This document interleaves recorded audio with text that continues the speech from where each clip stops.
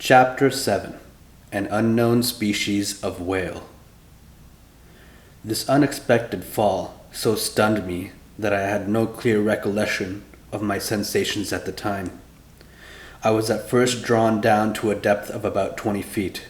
I am a good swimmer, though without pretending to rival Byron or Edgar Poe, who were masters of the art. And in that plunge I did not lose my presence of mind. 2 vigorous strokes brought me to the surface of the water. My first care was to look for the frigate. Had the crew seen me disappear? Had the Abraham Lincoln veered around? Would the captain put out a boat? Might I hope to survive? Might I hope to be saved? The darkness was intense. I caught a glimpse of a black mass disappearing in the east, its beacon lights dying out in the distance. It was the frigate. I was lost. "Help! Help!" I shouted, swimming towards the Abraham Lincoln in desperation. My clothes encumbered me. They seemed glued to my body and paralyzed my movements. I was sinking. I was suffocating. "Help!" This was my last cry. My mouth filled with water. I struggled against being drawn down to the abyss. Suddenly, my clothes were seized by a strong hand, and I felt myself quickly drawn up to the surface of the sea, and I heard, yes, I heard these words pronounced in my ear. If Master would be so good as to lean on my shoulder, Master would swim with much greater ease. I seized with one hand my faithful consul's arm. "Is it you?" said I. "You?" "Myself," answered Consul, "and waiting Master's orders." "That shock threw you as well as me into the sea?" "No, but being in my master's service, I followed him." The worthy fellow thought that was but natural. "And the frigate?" I asked. "The frigate?" replied Consul, turning on his back. "I think that Master had better not count too much on her." "You think so?" "I say that, at the time I threw myself into the sea, I heard the men at the wheel say, 'The screw and the rudder are broken.'" "Broken?" "Yes, broken by the monster's teeth. It is the only injury the Abraham Lincoln has sustained, but it is a bad lookout for us. She no longer answers her helm." "Then we are lost." "Perhaps so," calmly answered Consul. "However, we have still several hours before us, and one can do a great deal in some hours." Consul's imperturbable coolness set me up again.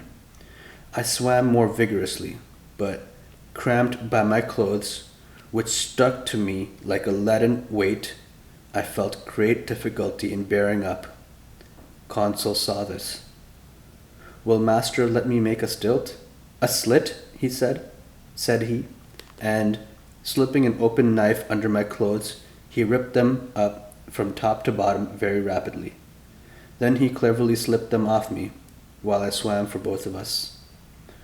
Then I did the same for Consul, and we continued to swim near to each other. Nevertheless, our situation was no less terrible. Perhaps our disappearance had not been noticed, and if it had been, the frigate could not tack, being without its helm. Consul argued on the supposition and laid his plans accordingly. This quiet boy was perfectly self-possessed. We then decided that, as our only chance of safety was being picked up by the Abraham Lincoln's boats, we ought to manage so as to wait for them as long as possible. I resolved then to husband our strength, so that both should not be exhausted in the same time, and this is how we managed. While one of us lay on our back, quite still, with arms crossed, and legs stretched out, the other would swim and push the other in front. This towing business did not last more than 10 minutes each, and relieving each other thus, we could swim on for some hours, perhaps till daybreak. Poor chance! But hope is so firmly rooted in the heart of man. Moreover, there were 2 of us. Indeed, I declare, though it may seem improbable, if I sought to destroy all hope, if I wished to despair, I could not. The collision of the frigate with the cetacean had occurred about 11 o'clock in the evening before. I reckoned then we should have 8 hours to swim before sunrise, an operation quite practicable if we relieved each other. The sea, very calm, was in our favor. Sometimes I tried to pierce the intense darkness that was only dispelled by the phosphorescence caused by our movement. I watched the luminous waves that broke over my hand, whose mirror-like surface was spotted with silvery rings. One might have said that we were in a bath of quicksilver. Near 1 o'clock in the morning, I was seized with dreadful fatigue. My limbs stiffened under the strain of violent cramp. Consul was obliged to keep me up, and our preservation devolved on him alone. I heard the poor boy pant. His breath became short and hurried. I found that he could not keep up much longer. Leave me, I said to him. Leave my master? Never, replied he. I would drown first. Just then the moon appeared through the fringes of a thick cloud that the wind was driving to the east. The surface of the sea glittered with its rays. This kindly light reanimated us. My head got better again. I looked at all points of the horizon. I saw the frigate. She was 5 miles from us and looked like a dark mass, hardly discernible, but no boats. I would have cried out, but what good would have been at such a distance? My swollen lips could utter no sounds. Counsel could articulate some words, and I heard him repeat at intervals, "Help! Help!" Our movements were suspended for an instant. We listened. It might be only a singing in the air, but it seemed to me as if a cry answered the cry from Consul. "Did you hear?" I murmured. "Yes, yes." And Consul gave one more despairing cry. This time there was no mistake. A human voice responded to ours. Was it the voice of another unfortunate creature, abandoned in the middle of the ocean? Some other victim of the shock sustained by the vessel? Or rather, was it a boat from the frigate that was hailing us in the darkness? Consul made a last effort, and leaning on my shoulder, while I struck out in a desperate effort, he raised himself half out of the water, then fell back exhausted. "What did you see?" "I saw," murmured he. "I saw, but do not talk. Reserve all your strength." What had he seen? Then, I know not why, the thought of the monster came into my head for the first time. But that voice! The time is past for Jonahs to take refuge in whales' bellies. However, Consul was towing me again. He raised his head sometimes, looked before us, and uttered a cry of recognition, which was responded to by a voice that came nearer and nearer. I scarcely heard it. My strength was exhausted, my fingers stiffened, my hand afforded me support no longer, my mouth, convulsively opening, filled with salt water.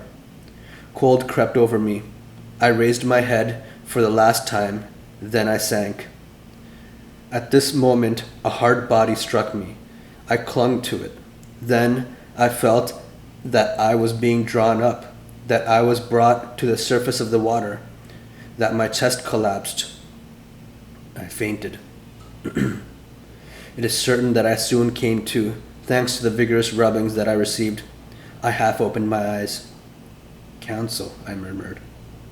"Does master call me?" asked Counsel. Just then, by the waning light of the moon, which was sinking down to the horizon, I saw a face which was not Counsel's, and which I immediately recognized. "Ned," I cried. "The same, sir, who is seeking his prize," replied the Canadian. "Were you thrown into the sea by the shock of the frigate?" "Yes, Professor, but more fortunate than you, I was able to find a footing almost directly upon a floating island." "An island?" "Or, more correctly speaking, on our gigantic narwhal." "Explain yourself, Ned."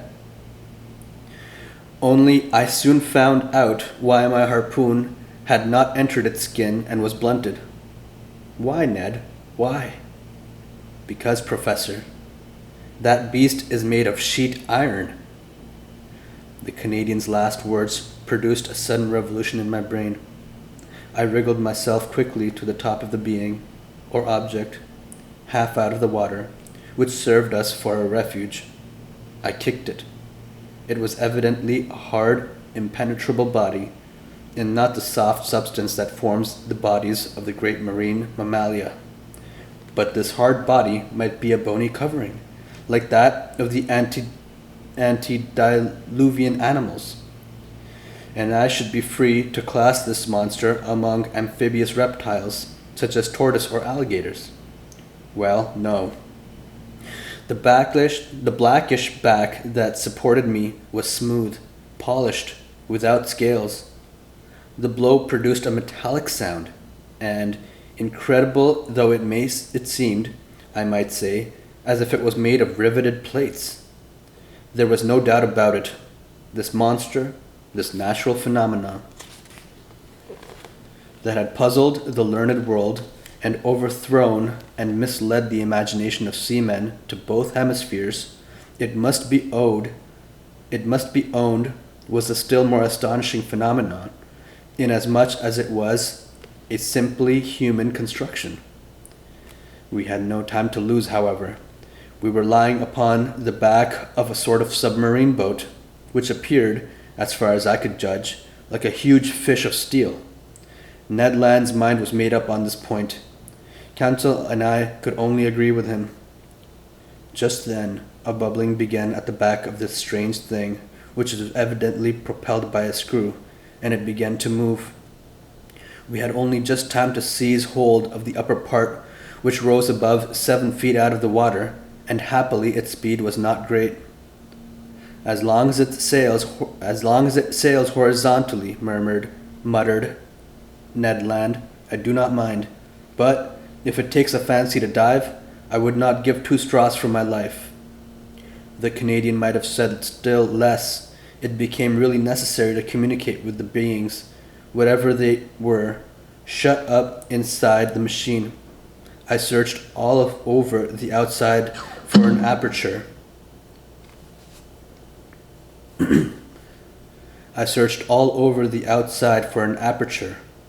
A panel, or a manhole, to use a technical expression. But the lines of the iron rivets, solidly driven into the joints of the iron plates, were clear and uniform. Besides, the moon disappeared then and left us in total darkness. At last this long night passed. My indistinct remembrance prevents my describing all the impressions it made. I can only recall one circumstance. During some lulls of the wind and sea, I fancied I heard several times vague sounds, a sort of fugitive harmony produced by words of command. What was, then, the mystery of this submarine craft, of which the whole world vainly sought an explanation? What kind of beings existed in this strange boat? What mechanical agent caused its prodigious speed? Daybreak appeared. The morning mist surrounded us, but they soon cleared off. I was about to examine the hull, which formed on deck a kind of horizontal platform, when I fell in, gradually sinking. "Oh, confound it!" cried Ned Land, kicking the resounding plate. "Open, you inhospitable rascals!" Happily, the sinking movement ceased. Suddenly a noise, like iron works violently pushed aside, came from the interior of the boat. One iron plate was moved. A man appeared, uttered an odd cry, and disappeared immediately. Some moments after, 8 strong men with masked faces appeared noiselessly and drew us down into their formidable machine. Chapter 8. Mobilis in Mobili. This forcible abduction, so roughly carried out, was accomplished with the rapidity of lightning. I shivered all over. Whom had we to deal with? No doubt some new sort of pirates who explored the sea in their own way. Hardly had the narrow panel closed upon me when I was enveloped in darkness. My eyes, dazzled with the outer light, could distinguish nothing. I felt my naked feet cling to the rungs of an iron ladder. Ned Land and Consul, firmly seized, followed me. At the bottom of the ladder, a door opened and shut after us immediately with a bang. We were alone. Where, I could not say, hardly imagine. All was black, and such a dense black that, after some minutes, my eyes had not been able to discern even the faintest glimmer. Meanwhile, Ned Land, furious at these proceedings, gave free vent to his indignation. "Confound it," cried he. "Here are people who come up to the Scotch for hospitality. They only just miss being cannibals. I should not be surprised at it, but I declare that they shall not eat me without my protesting." "Calm yourself, friend Ned, calm yourself," replied Consul quietly. "Do not cry out before you are hurt. We are not quite done for you." "Not quite," sharply replied the Canadian, "but pretty near, at all events. Things look black. Happily, my bowie knife I had still, and I can always see well enough to use it. The first of these pirates who lays a hands on me—" "Do not excite yourself, Ned," I said to the harpooner, "and do not compromise us by useless violence. Who knows that they will not listen to us? Let us rather try to find out where we are." I groped about. In 5 steps I came to an iron wall made of plates bolted together. Then, turning back, I struck against a wooden table, near which were ranged several stools. The boards of this prison were concealed under a thick mat, which deadened the noise of the feet. The bare walls revealed no trace of window or door. Consul, going around the reverse way, met me, and we went back to the middle of the cabin, which measured about 20 feet by 10. As to its height, Ned Land, in spite of his own great height, could not measure it. Half an hour had already passed without our situation being bettered, when the dense darkness suddenly gave way to extreme light. Our prison was suddenly lightened. That is to say, it became filled with a luminous matter, so strong that I could not bear it at first. In its whiteness and intensity, I recognized that electric light which played around the submarine boat like a magnificent phenomena of phosphorescence. After shutting my eyes voluntarily, I opened them and saw this luminous agent came from a half globe, unpolished, placed in the roof of the cabin. "At last one can see," cried Ned Land, who, knife in hand, stood on the defense. "Yes," said I, but we are still in the dark about ourselves." "Let master have patience," said the imperturbable Consul. The sudden lighting of the cabin enabled me to examine it minutely. It only contained a table and 5 stools. The invisible door might be hermetically sealed. No noise was heard. All seemed dead in the interior of this boat. Did it move? Did it float on the surface of this ocean? Or did it dive into its depths? I could not guess. A noise of bolts was now heard. The door opened, and 2 men appeared. One was short, very muscular, broad-shouldered, with robust limbs, strong head, an abundance of black hair, thick mustache, a quick penetrating look, and the vivacity which characterized the population of southern France. The second stranger merits a more detailed description. I made out his prevailing qualities directly. Self-confidence, because his head was well set on his shoulders, and the black eyes looked around with cold assurance. Calmness, for his skin, rather pale, showed his coolness of blood. Energy, evinced by the rapid contraction of his lofty brows, and courage, because his deep breathing denoted greater power of lungs. Whether this person was 35 or 50 years of age, I could not say. He was tall, had a large forehead, straight nose, a clear-cut mouth, beautiful teeth, with fine taper hands, indicative of a highly nervous temperament. This man was certainly the most admirable specimen I had ever met. One particular feature was his eyes, rather far from each other, and which could take in nearly a quarter of the horizon at once. This faculty, I verified it later, gave him a range of vision far superior to Ned Land's. When this stranger fixed upon an object, his eyebrows met, his large eyelids closed around so as to contract the range of his vision, and he looked as if he magnified the objects lessened by distance, as if he pierced through sheets of water so opaque to our eyes, as if he read the very depths of the sea.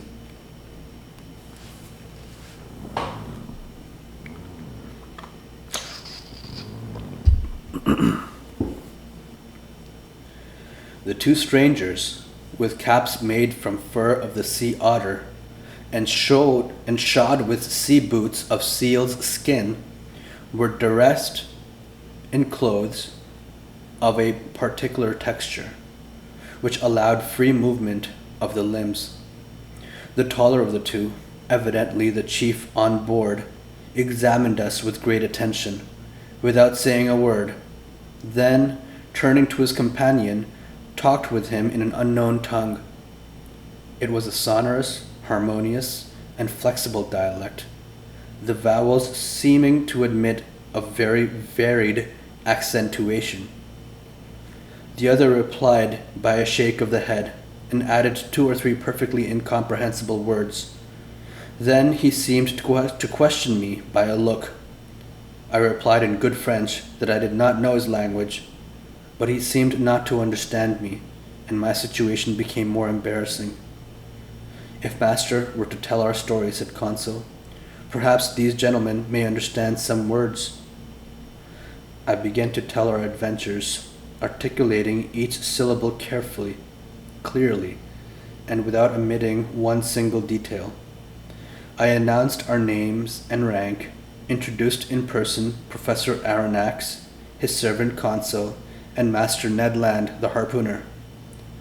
The man with the soft, calm eyes listened to me quietly, even politely, and with extreme attention. But nothing in his countenance indicated that he had understood my story.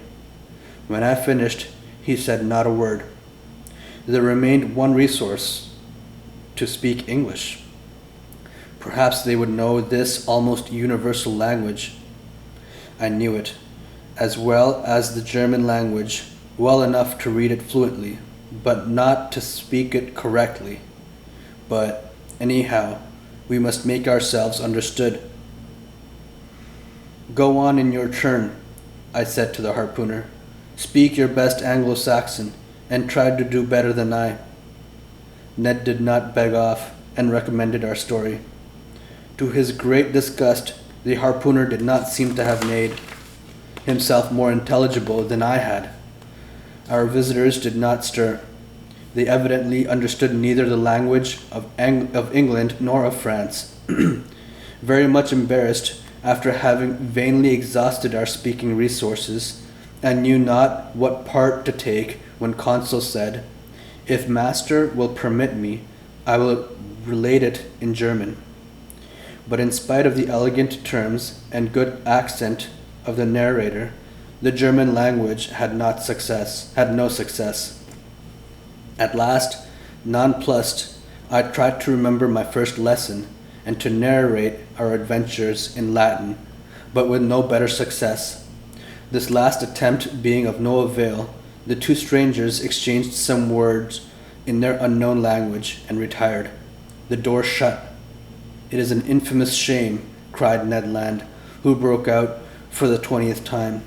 "We speak to those rogues in French, English, German, and Latin, and none of them has the politeness to answer?" "Calm yourself," I said to the impetuous Ned. "Anger will do no good." "But do you see, Professor," replied the irascible companion, "that we shall absolutely die of hunger in this iron cage?" "Bah," said Consul philosophically, "we can hold out some time yet." "My friends," I said, "we must not despair. We have been worse off than this. Do me the favor to wait a little before forming an opinion upon the commander and crew of this boat." "My opinion is formed," replied Ned Land sharply. "They are rascals." "Good. And from what country?" "From the land of rogues." "My brave Ned, that country is not clearly indicated on the map of the world, but I admit that the nationality of the two strangers is hard to determine. Neither English, French, nor German, that is quite certain. However, I am inclined to think that the commander and his companion were born in low latitudes. There is southern blood in them, but I cannot decide by their appearance whether they are Spaniards, Turks, Arabians, or Indians. As to their language, it is quite incomprehensible. There is the disadvantage of not knowing all languages," said Consul, "or the disadvantage of not having one universal language." As he said these words, the door opened. A steward entered. He brought us clothes, coats, and trousers, made out of a stuff I did not know. I hastened to dress myself, and my companions followed my example. During that time, the steward, dumb, perhaps deaf, had arranged the table and laid 3 plates. "This is something like," said Consul. "Bah," said the angry harpooner. "What do you suppose they eat here? Tortoise liver, filleted shark, and beefsteaks from sea dogs." "We shall see," said Consul. The dishes of bell metal were placed on the table, and we took our places. Undoubtedly, we had to do with civilized people, and had it not been for the electric lights which flooded us, I could have fancied I was in the dining room of the Adelphi Hotel at Liverpool, or at the Grand Hotel in Paris. I must say, however, that there was neither bread nor wine. The water was fresh and clear, but it was water and did not suit Ned Land's taste. Among the dishes which were brought to us, I recognized several fish delicately dressed, but of some, although excellent, I could give no opinion, neither could I tell to what kingdom they belonged, whether animal or vegetable. As to the dinner service, it was elegant and in perfect taste. Each utensil, spoon, fork, knife, plate, had a letter engraved on it, with a motto above it, of which this is an exact facsimile: Mobilis immobili, N. The letter N was no doubt the initial of the name of the enigmatical person who commanded at the bottom of the sea. Ned and Consul did not reflect much. They devoured the food, and I did likewise. I was, besides, reassured as our fate, as it seemed evident that our host would not let us die of want. However, everything has an end. Everything passes away, even the hunger of people who have not yet eaten for 15 hours. Our appetites satisfied, we felt overcome with sleep. "Faith, I shall sleep well," said Consul. "So shall I," replied Ned Land. My two companions stretched themselves on the cabin carpet and were soon sound asleep. For my own part, too many thoughts crowded my brain, too many insoluble questions pressed upon me, too many fancies kept my eyes half open. Where were we? What strange power carried us on? I felt, or rather fancied I felt, the machine sinking down to the lowest beds of the sea. Dreadful nightmares beset me. I saw in these mysterious asylums a world of unknown animals, among which the submarine boat seemed to be of the same kind, living, moving, and formidable as they. Then my brain grew calmer. My imagination wandered into vague unconsciousness, and I soon fell into a deep sleep.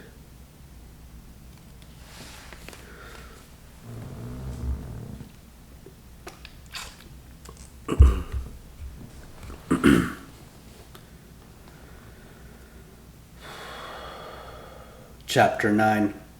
Ned Land's Tempers. How long we slept, I do not know, but our sleep must have lasted long, for it rested us completely from our fatigues. I woke first. My companions had not moved, and were still stretched in their corner. Hardly roused from my somewhat hard couch, I felt my brain freed, my mind clear. I then began an attentive examination of our cell. Nothing was changed inside. The prison was still a prison. The prisoners. However, the steward, during our sleep, had cleared the table. I breathed with difficulty. The heavy air seemed to oppress my lungs. Although the cell was large, we had evidently consumed a great part of the oxygen that it contained. Indeed, each man consumes in 1 hour the oxygen contained in more than 176 pints of air, and this air, charged as then with a nearly equal quantity of carbonic acid, becomes unbreathable.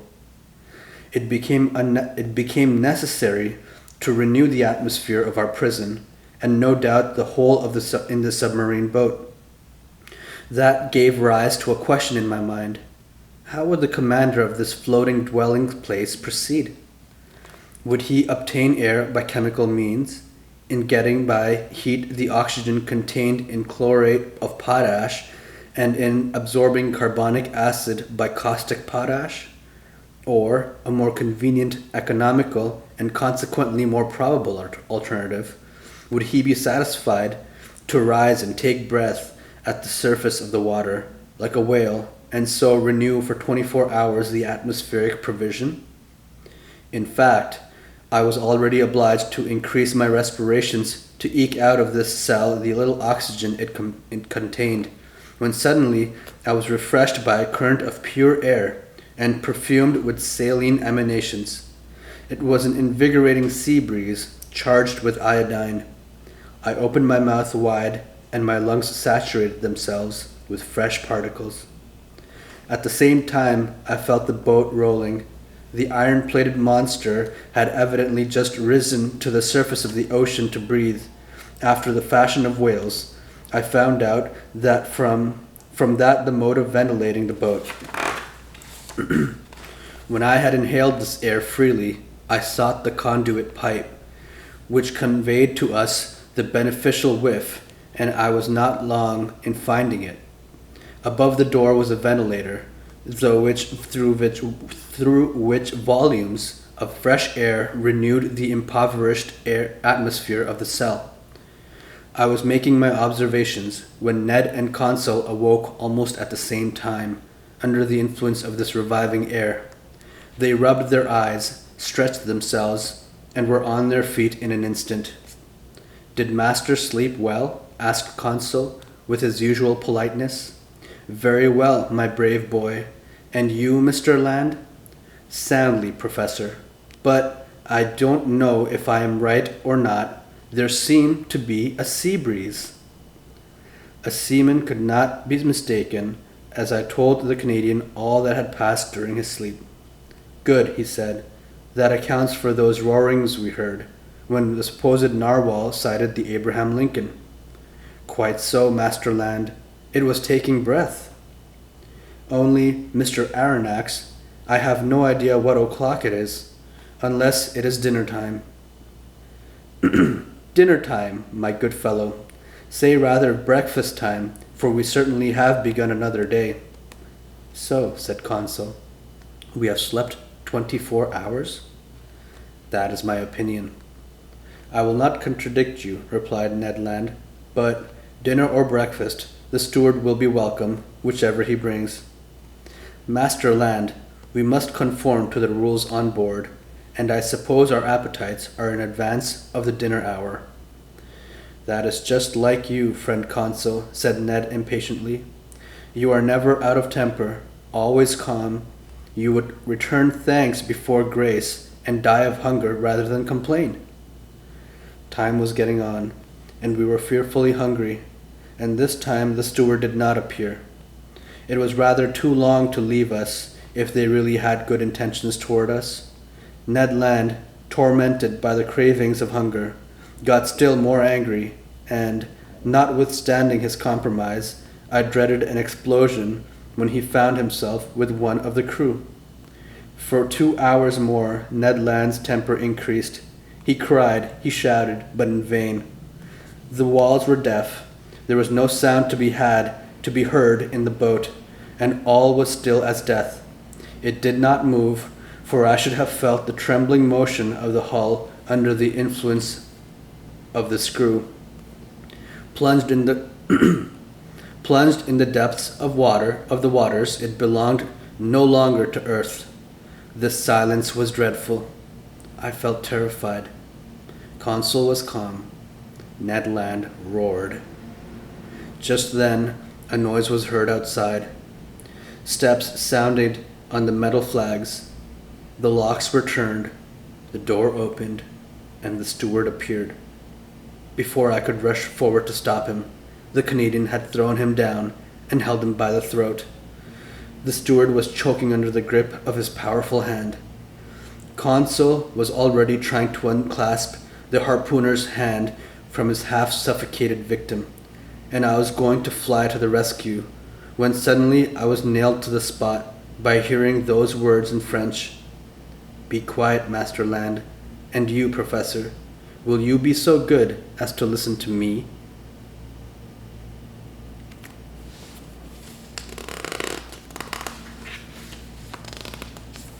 Chapter 10. The Man of the Seas.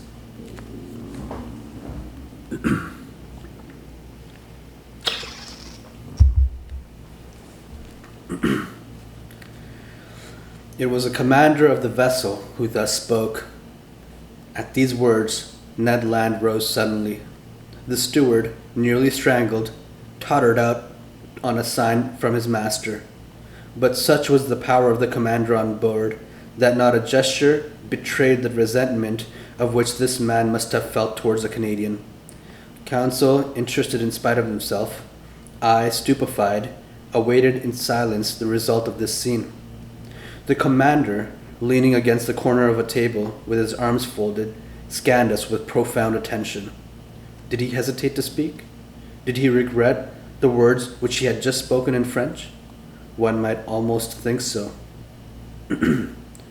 After some moments of silence, which not one of us dreamed of breaking, "Gentlemen," he said, in a calm and penetrating voice, "I speak French, English, German, and Latin equally well. I could, therefore, have answered you at our first interview, but I wished to know you first, then to reflect. The story told by each one, entirely agreeing on the main points, convinced me of your identity. I know now that chance has brought before me M. Pierre Aronnax, professor of natural history at the Museum of Paris, entrusted with a scientific mission abroad, Consul, his servant, and Ned Land, of Canadian origin, harpooner on board the frigate Abraham Lincoln of the Navy of the United States of America." I bowed assent. It was not a question that the commander put to me. Therefore, there was no answer to be made. This man expressed himself with perfect ease, without any accent. His sentences were well turned, his words clear, and his fluency of speech remarkable. Yet, I did not recognize in him a fellow countryman. He continued the conversation in these terms. You have doubtless thought, sir, that I have delayed long in paying you the second visit. The reason is that, your identity recognized, I wished to weigh maturely what part to act toward you. I have hesitated much. Most annoying circumstances have brought you into the presence of a man who has broken all the ties of humanity. You have come to trouble my existence. Unintentionally, said I. Unintentionally, replied the stranger, raising his voice a little. Was it unintentionally that the Abraham Lincoln pursued me all over the seas? Was it unintentionally that you took passage in this frigate? Was it unintentionally that your cannonballs rebounded off the plating of my vessel? Was it unintentionally that Mr. Land struck me with his harpoon? I detected a restrained irritation in these words, but to these recriminations I had very little answer to make, and I made it. I had a very natural answer to make, and I made it. Sir, said I, no doubt you are ignorant of the discussion which have taken place concerning you in America and Europe. You do not know that divers accidents caused by collisions with your submarine machine have excited public feeling of the two continents. I omit the theories without number by which it was sought to explain that of which you alone possessed the secret. But you must understand that in pursuing you over the high seas of the Pacific, the Abraham Lincoln believed itself to be chasing some powerful sea monster of which it was necessary to rid the ocean at any price. A half smile curled the lips of the commander. Then, in a calmer tone, Mr. Aronnax, he replied, dare you affirm that your frigate would not as soon have pursued and cannonaded a submarine boat as a monster? This question embarrassed me, for certainly Captain Farragut might not have hesitated. He might have thought it his duty to destroy a contrivance of this kind, as he would a gigantic narwhal. You understand then, sir, continued the stranger, that I have the right to treat you as enemies? I answered nothing purposely. For what good would it do to discuss such a proposition, when force would destroy the best argument? I have hesitated some time, continued the commander. Nothing obliged me to show you the hospitality. If I chose to separate myself from you, I should have no interest in seeing you again. I could have placed you upon the deck of this vessel, which have served you as a refuge. I could sink beneath the waters and forget that you had ever existed. Would not that be my right? It might be the right of a savage, I answered, but not that of a civilized man. Professor, replied the commander quickly, I am not what you call a civilized man. I have done with society entirely, for reasons which I alone have the right to appreciating. I do not therefore obey its laws, and I desire you never to allude to them before me again. This was said plainly. A flash of anger and disdain kindled in the eyes of the unknown, and I had a glimpse of a terrible past in this life of this man. Not only had he put himself beyond the pale of human laws, but he had made himself independent of them, free of the strictest acceptance of the word, quite beyond their reach. Who then would dare to pursue him at the bottom of the sea, when on the surface he defied all attempts made against him? What vessel could resist the shock of this submarine monitor? What cuirass, however thick, could withstand the blows of his spur? No man could demand from him an account of his actions. God, if he believed in one, his conscience, if he had one, were the sole judges to whom he was answerable. These reflections crossed my mind rapidly, while the stranger personage was silent, absorbed, as if wrapped up in himself. I regarded him with fear mingled with interest. as doubtless Oedipus regarded the Sphinx. After a long silence, the commander resumed the conversation.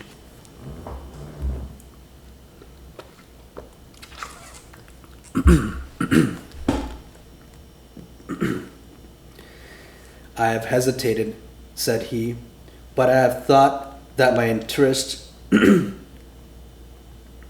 I have hesitated, said he, but I have thought that my interest might be reconciled with that pity to which every human being has a right.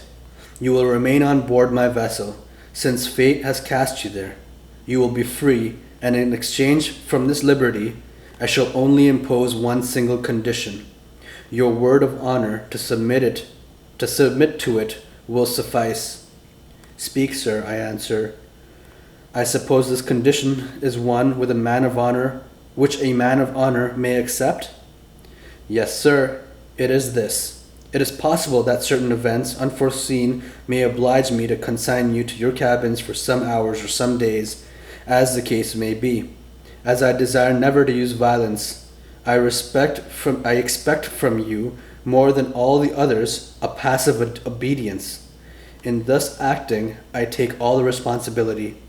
I acquit you entirely, for I make it an impossibility for you to see what ought not to be seen. Do you accept this condition? The things took place on board which, to say the least, then things took place on board which, to say the least, were singular, and which ought not to be seen by people who were not placed beyond the pale of social laws. Among the surprises for which the future was preparing for him, this might not be the least. We accept, I answered. Only I will ask your permission, sir, to address one question to you. One only. Speak, sir. You said that we should be free on board. Entirely. I ask you then, what you mean by this liberty? Just the liberty to go, to come, to see, to observe even all that passes here, save under rare circumstances. The liberty, in short, which we enjoy ourselves, my companions and I. It was evident that we did not understand one another. Pardon me, sir, I resumed, but this liberty is only what every prisoner has of pacing his prison. It cannot suffice us. It must suffice you, however. What? We must renounce forever seeing our country, our friends, our relations again? Yes, sir, but to renounce that endurable worldly yoke which men believe to be liberty is not perhaps so painful as you think. Well, exclaimed Ned Land, never will I give my word of honor not to try to escape. I did not ask you for your word of honor, Master Land, answered the commander coldly. Sir, I replied, beginning to get angry in spite of myself, you abuse your situation towards us. It is cruelty. No, sir, it is clemency. You are my prisoners of war. I keep you when I could, by a word, plunge you into the depths of the ocean. You attacked me. You came to surprise a secret which no man in the world must penetrate, the secret of my whole existence. And you think that I am going to send you back to the world which must know of me no more? Never. In retaining you, it is not you whom I guard, it is myself. These words indicated a resolution taken on the part of the commander, against which no argument would prevail. So, sir, I rejoined, you give us simply the choice between life and death? Simply. My friends, said I, to a question thus put, there is nothing to answer, but no word of honor binds us to the master of this vessel. None, sir, answered the unknown. Then, in a gentler tone, he continued, Now, permit me to finish what I have to say to you. I know you, M. Aronnax.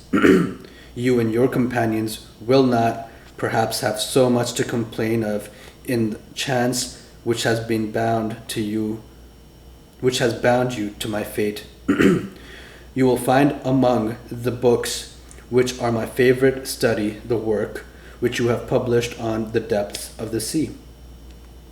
I have often read it.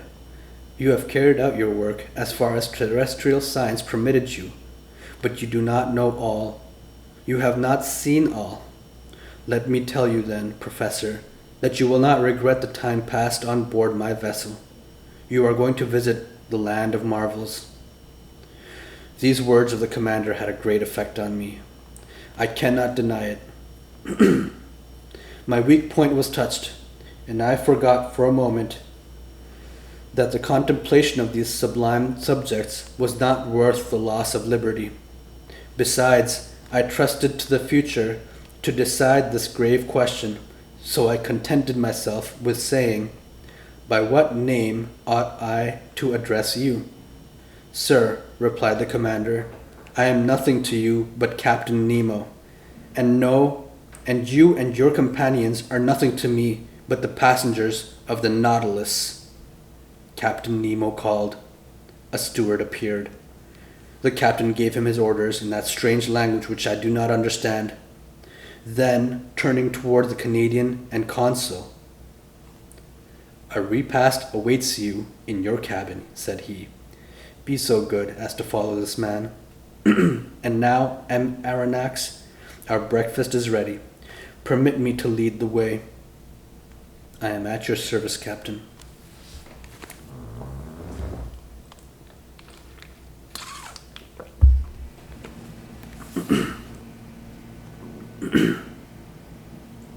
I followed Captain Nemo, and as soon as I had passed through the door, I found myself in a kind of passage lighted by electricity, similar to the waist of a ship. After we had proceeded a dozen yards, a second door opened before me. I then entered a dining room, decorated and furnished in severe taste. High oaken sideboards, inlaid with ebony, stood at the two extremities of the room, and upon their shelves glittered china, porcelain, and glass of inestimable value. The plate on the table sparkled in the rays which the luminous ceiling shed around, while the light was tempered and softened by exquisite paintings. In the center of the room was a table richly laid out. Captain Nemo indicated the place I was to occupy.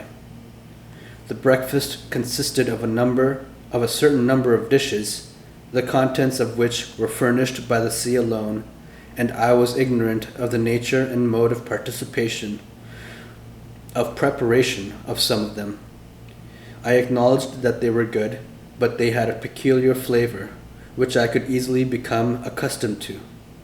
These different aliments appeared to me to be rich in phosphorus, and I thought they must have a marine origin.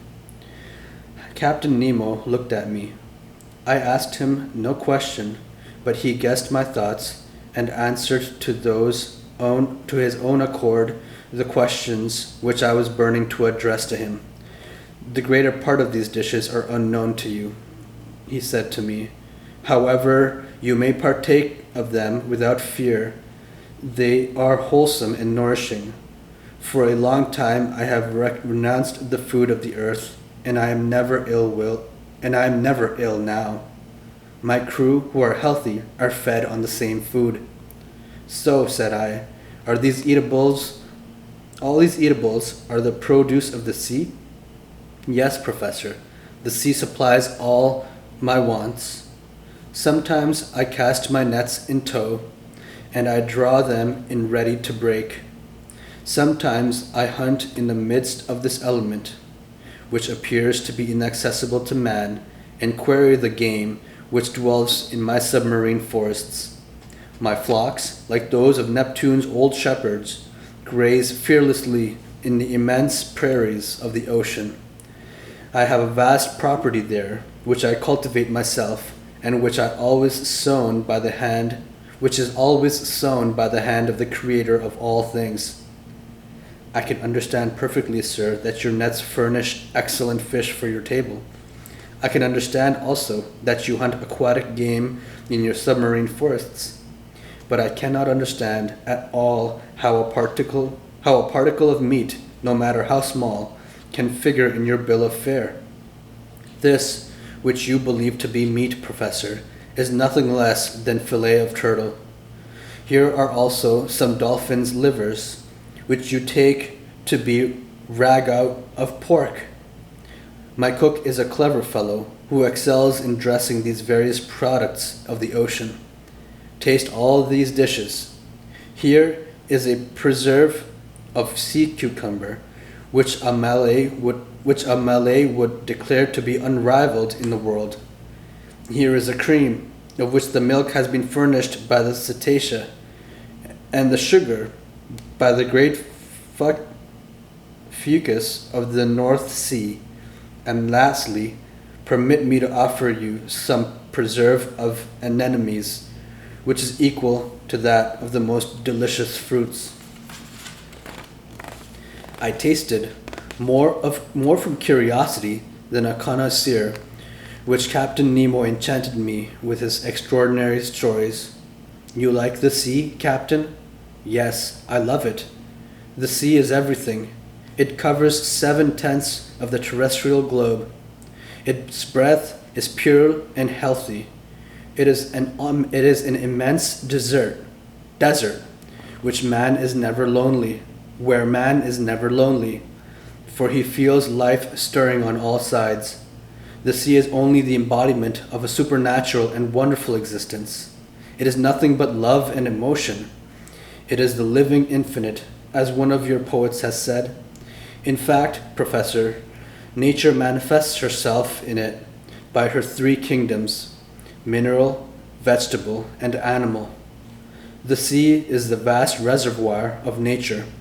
The globe began with sea, so to speak, and who knows if it will not end with it. In it is supreme tranquility. The sea does not belong to despots. Upon its surface, men can still exercise unjust laws, fight, tear one another to pieces, and be carried away with terrestrial horrors. But at 30 feet below its level, their reign ceases, their influence is quenched, and their power disappears. Ah, sir, live in the bosom of the waters. There only is independence. There I recognize no masters. There I am free.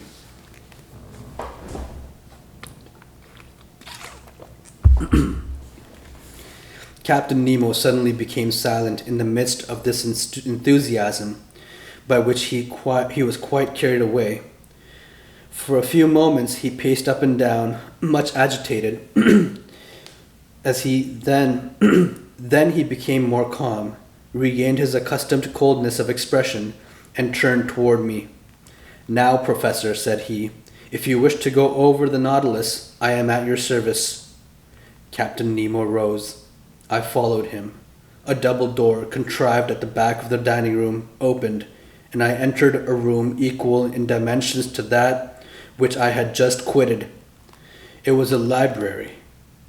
High pieces of furniture, of black violet ebony inlaid with brass, supported upon their wide shelves a great number of books uniformly bound. They followed the shape of the room, terminating at the lower part in huge divans, covered with brown leather, which were curved to afford the greatest comfort. Light movable desks, made to slide in and out at will, allowed one to rest one's book while reading.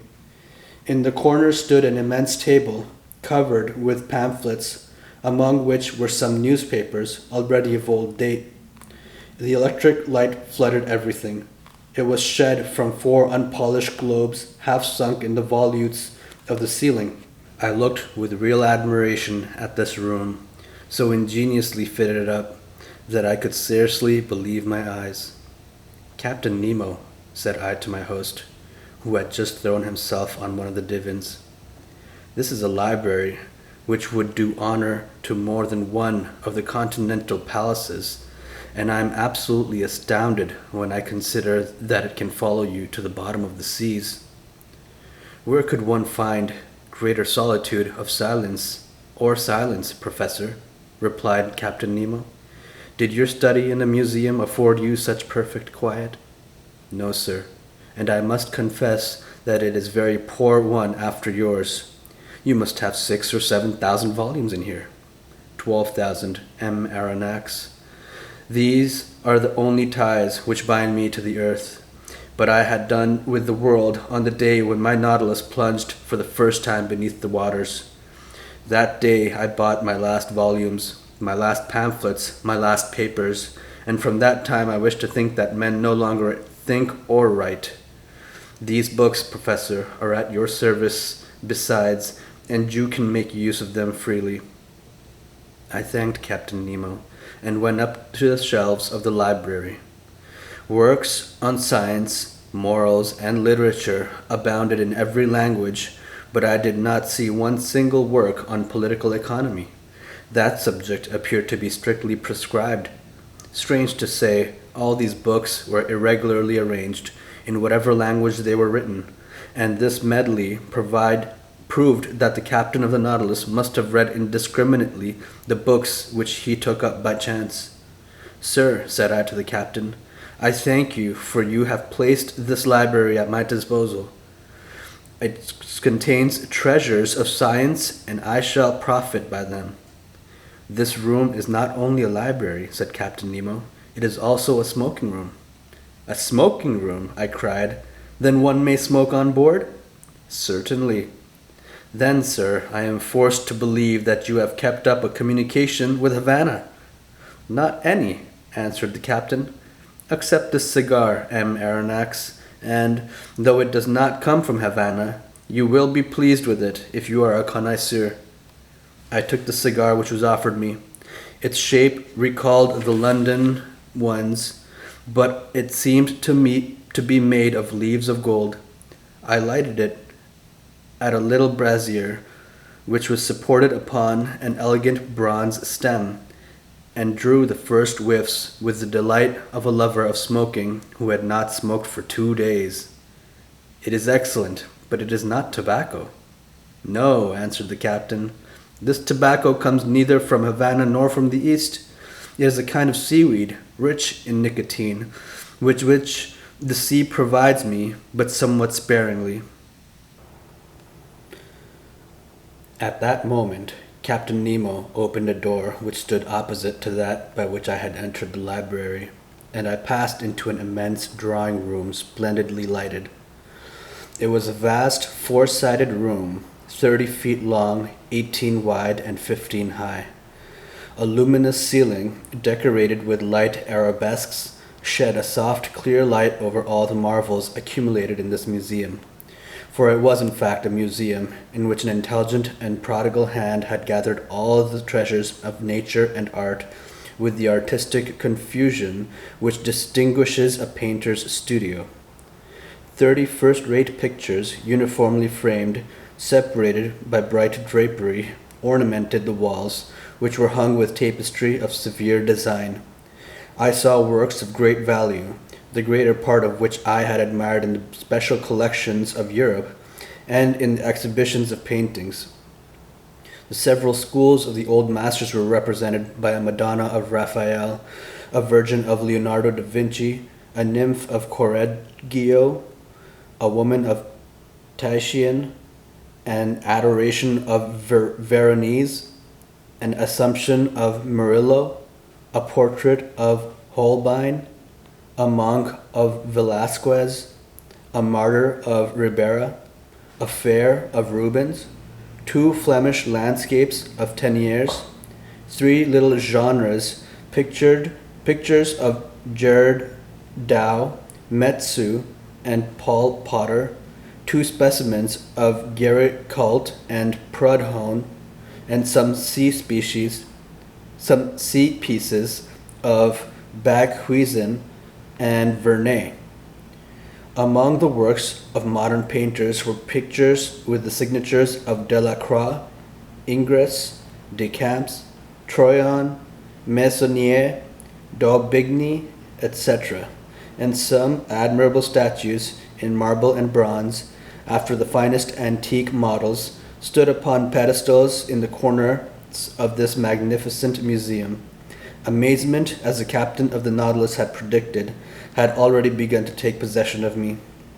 "Professor," said this strange man, "you must excuse the unceremonious way in which I received you, and the disorder of this room."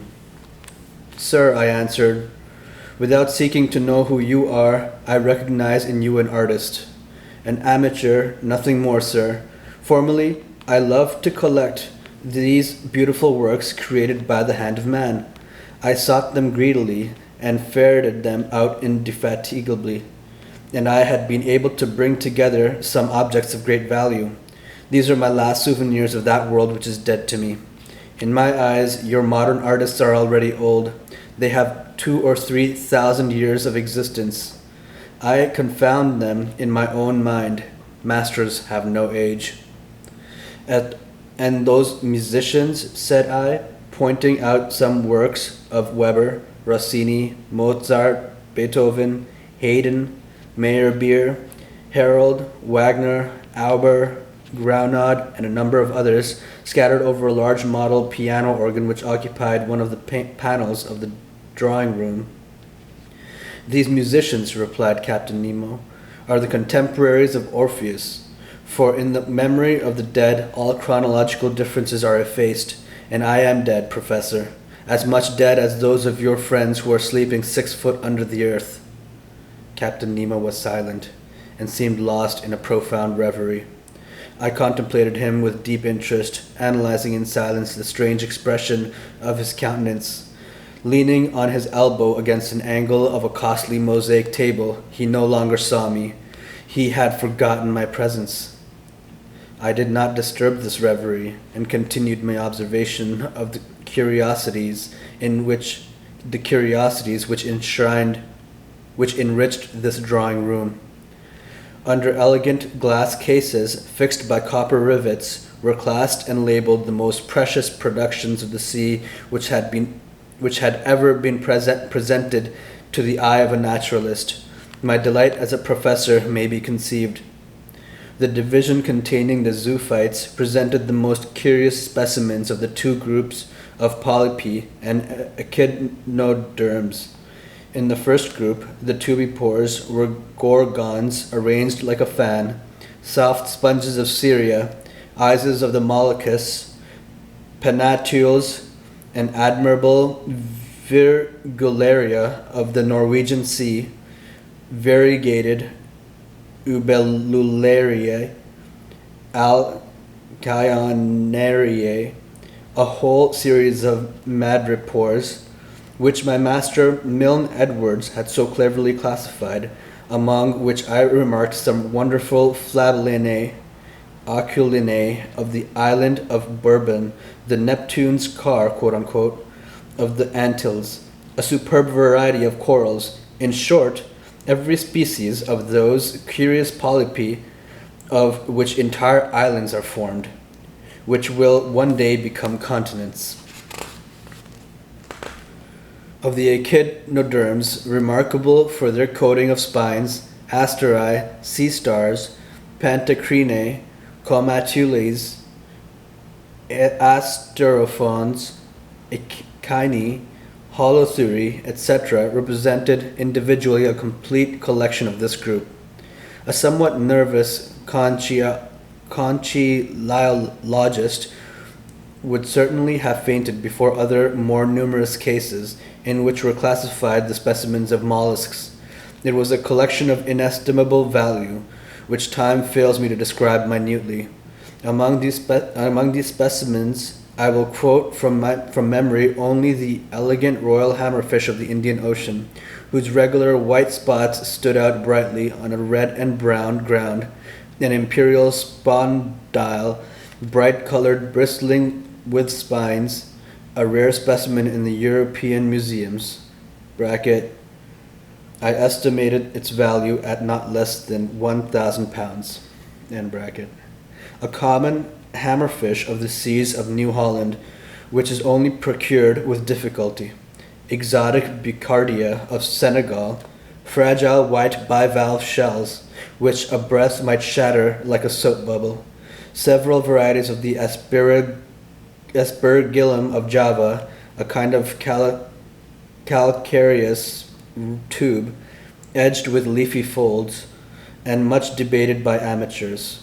A whole series of trachyte, some a greenish yellow, found in the American seas, others a reddish brown, natives of Australian waters.